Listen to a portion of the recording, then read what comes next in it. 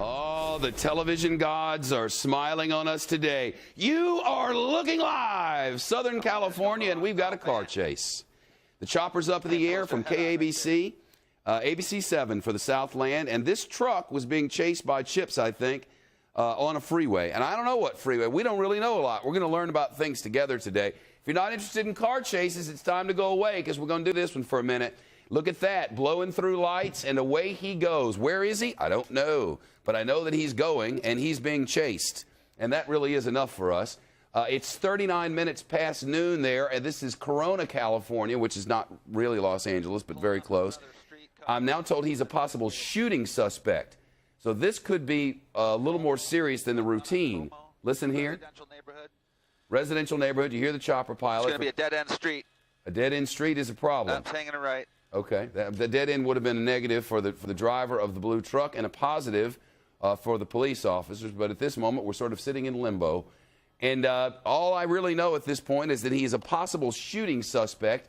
And he was on the freeway. We watched during the commercial break. We just got our first pictures of this about just as the commercial began. And he was hightailing it down the freeway. And at first, it looked like he was going the speed as the rest of the traffic, which looked, speed limitish. Whoa. And then all of a sudden just took off like a bat out of Hades and went really fast and took an off-ramp there. And he's been taking some chances. You heard the chopper pilot go, whoa, there, because he took a real chance when he cut in front of that vehicle.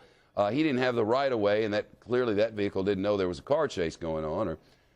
So this is the scene now at 20 to 1 in Southern California as the truck is just going around in circles. Now, he was on the 15 freeway south of Corona, and now he's taken, this is west of Los Angeles, and is on the surface streets in a sort of a mixed-use, once residential and now mixed-use neighborhood. And he's been swerving, and if he's wanted in connection with a shooting, as police now tell us they suspect. Southbound Penrose. Penrose, southbound on Penrose. If he is wanted for a shooting, and he knows he's committed a shooting, he could run for a while. Southbound Palomar. So what the man in the chopper there is doing is letting us know the directions in which he's traveling. So often, people who are caught up in car chases go to areas that they know. And if you listen to Trace Gallagher talk about Southern California and work these things, they end up in neighborhoods that they know, otherwise they get caught. Sometimes they end up right around their house. Often they try to get relatives of the person behind the wheel on the phone to talk them down out of this.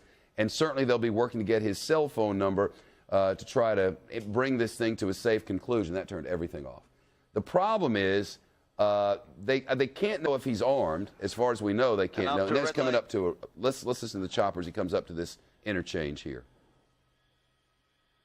He hasn't been one to obey a lot of traffic laws, and I say he. Police say they believe he is a shooting suspect, so it's a man behind the wheel, almost always with these things, but occasionally it's not. I remember one recently, crazy woman behind the wheel, waving out the window.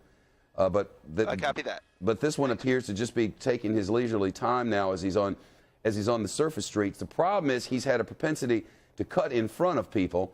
Jonathan Hunt's watching this along with us. Jonathan, we don't know much more than that he is wanted in a possible shooting, right? Yeah, that's about all we know right now, Shep. It's been going on a little while now. Corona, by the way, is sort of east and slightly south of downtown L.A. Okay. The 15, obviously, that he was on heads directly south down towards the San Diego area in Southern California, but he's obviously come off there. And as you were saying, he may well have headed to an area he knows well. That is so often what these people do in these situations. But that's about all we know right now, is that he is in the Corona area, as I say, east and slightly south of L.A., sort of directly east of Anaheim, for anybody who knows that sort of a part of Southern California. And the cops doing their usual thing here, just keeping a safe distance. He's been hitting some very high speeds, at least we saw that when he was on the freeway, and still going along at a fair lick there, as you can see him blowing through what looked like a red light there, Shep. Yeah, I've been watching for pedestrians. He ran a red light at Bear Creek. He ran a red light at Bear Creek. He's wanting to do that. The list of charges, potential charges, is piling up here. And don't even think that they don't keep a list of them, because they'll get him on as many things as they can, or that's been SOP from watching these things over the years. One thing you do notice about car chases is they never end well for the guy being chased. Sometimes it goes badly for others as well, and that's always the fear, that somebody's going to get seriously hurt, somebody who just didn't even get, just all of a sudden there this thing is in front of them. but I don't remember one ever where the guy got away. There was one maybe a few months ago where the suspect escaped into a mall or some sort of shopping facility and got away for a short time, but because of the car and the license plate and all that, they knew who he was, and they eventually got him. So people don't get away from this. All they're doing is extending their time in something related to freedom. As he drives, he'll eventually run out of gas or hit something, or the cops Currently will... 60 miles an hour. 60 miles an hour is a little fast for there. They'll put a spike strip in front of him. You know that the police are working on a way to get in front of him and stop the progress here. He appears to be on this looks like a hilly road. I'm not familiar with the terrain in this area, Jonathan. I don't know if you are. Not Corona, Okay, copy that. Yeah, I not don't have Corona the exactly, current right now. Shep, but he's obviously headed out It's of that a bit all the time, residential so- area. But to pick up on what you were saying, you know, the California police departments and sheriff's departments and the CHP, nobody is better at dealing with these kind of chases. Nobody has more experience than these guys, so they know exactly what they're doing in following him now, as you say. They'll be looking ahead, seeing if there are any possible points where they could put out the spike strips and slow him that way. But obviously, they will get him in the end. It's always, as you said, in these cases, simply a matter of time. Well, we're alone with this thing, and you just wonder what it is that the man has in mind. I've noticed, Jonathan, that the vehicle is tending to swerve a little bit here and there. I don't know if it just does, if there's a problem with his stability, if he's got a suspension problem or something, but the car's doing weird things. Yeah, it doesn't look as though he's popped a tire at all when you see it up close there. I wonder if it was suspension. Yeah, I mean, there could be something wrong with it, obviously, but it's hard to tell from the pictures we're seeing. But, you know, he's going along pretty well right now. TLA's on their way. 1:45 in the Los Angeles area, and this is Corona, California, and a man in a blue truck does not want to be stopped by police, but he will be. It's just a matter of time. He will be stopped. And, you know, they're talking to the station there from KABC up in the chopper. Our good friends at ABC7 Eyewitness News there for Los Angeles, and we always appreciate their help in covering stories of great importance and of this one, less importance. But what I'm always curious about is what the guy is going to do and how it's going to end. I like to watch these things because you just never know what's going to happen. And there's always that fear that something's just going to go horribly wrong. And we can just hope that doesn't. Maybe he doesn't have a lot of gas. Jonathan, it looks to me like he's heading out into the hinterlands. Yeah, he obviously heading into an area now where thankfully, there are a lot less pedestrians around, obviously, and he's gone well away from the residential areas, it appears. Where he thinks he's going, I mean, there's Lake Matthews is around there, I know, which is a sort of a wilderness kind of area, but where he's headed, it's impossible to tell exactly, but he seems to know where he's going, so one can assume, as we were saying, as is often the case here, that this is the area in which he is from, in which he perhaps resides, but he seems to know where he's going. Cops just following him and hoping that eventually, as you say, he's either going to run out of gas or they can get some spike strips out, Shep. Yeah, I know that the Highway Patrol, the California Highway Patrol chips are getting involved in this, and you got to figure they'll figure out a way to get up in front of him. And then it's just a matter of making him stop. I'm very curious. Sometimes they zoom in really close. Some of the choppers zoom in closer than others, and I know we're probably getting a couple more of them up there, as we have a number of affiliated stations in Los Angeles. But I'm going to be very interested to see what this guy looks like and try to get a read on what's in that vehicle. When the chopper gets an opportunity, I'm sure it'll go in real close and let us know when it can. But, I mean, if the man's armed, we don't know if he is, but he's a shooting suspect, according to police, and he's wanted in connection with a shooting.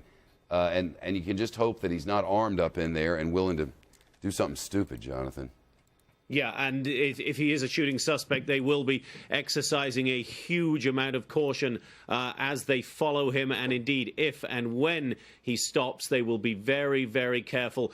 They have very strict procedures on how they do all of this, Shep. And if there is any possibility whatsoever that this person has a weapon on them, then they will be very, very cautious indeed as they approach him when the time comes, which it inevitably will.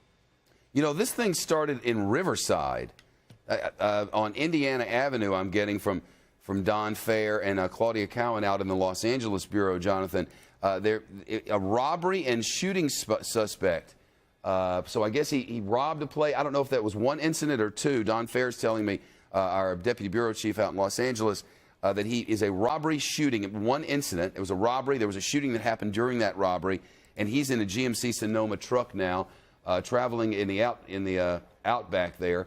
Not really sure if this robbery and shooting happened today or if it was something that happened earlier at another time. But if it happened today, I'm sure there's great concern, Jonathan, that there might be a weapon in that car. And if so, police will be acting with the greatest of care. Yeah, absolutely. That changes everything if there's a weapon involved in this, and they have the suspicion that there is a weapon involved. Obviously, therefore, they have to take it. They have to be very, very careful, not just for their own safety as the cops, but for anybody who might get caught up in this when it comes to an end ship. It absolutely changes everything if there is a weapon in that vehicle right now. And this construction zone had the potential to cause some problems there. You figure there are workers out. Passing Avocado Mesa, Jay. Avocado Mesa. Some nice names out there. I think it's Via Volcano, or it sounded like. Via Volcano. Well, there you go. I don't know much about these places, but William Longinus, is out here doing our tax calculator series, and he's going to come in to let us know more about this area. This GMC Sonoma truck appears to be coming to a stop, or it's certainly slowing way down. I'm not sure. It looks like it almost, but I don't know.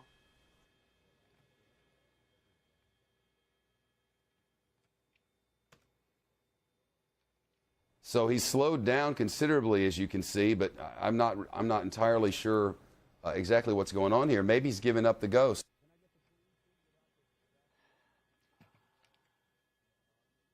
Well, the cops have gotten into position here. The man is getting out of vehicle, and you can hope he's just giving it up. I mean, that's the hope. And he is. He's about to lie down in the road and spread his legs and put his hands down by his side. And that's going to be the end of this thing. Uh-oh, hello, another person. Oh, is it a lady friend? Nope, guy. She's out on the ground. No, that could be a lady friend there. The chopper says that's a lady friend. They're both down on the ground. It's not going to be a good day. I mean, the little ride around might have been fun. And can't you just envision this woman? Pull this truck over right now, you crazy fool. Can't you hear her? She probably gave it to him worse than the cops will. Like, what have you gotten me into now? Unless, of course, she was involved in all the other stuff of which he suspected, though I don't have any way to know. We'll know soon enough. I guarantee you that by Fox Report tonight, we will have done everything humanly. Oh, look at that. Everything humanly possible to find out. Watch them put their hands up in the air. They got instructions. Bada boom. There you go. Breaststroke. I guess that was actually wasn't a breaststroke. At any rate, we'll try to find out what happened by 7 o'clock tonight, 4 o'clock Pacific time, when the Fox Report comes on with all the news of the day, and we'll find out about that. In the next hour, Neil Cavuto is going to be live from the Tea Party convention rally thing in Washington, where they're complaining about taxes, and he'll have coverage of that for you there. And I'm guessing now the cops are going to come over and help them a little bit. There we go. Time to put some cuffs on this man, and apparently his female friend, appears to be female friend at any rate. The car chase is over. Chips have done their work, and the news continues now on Studio B.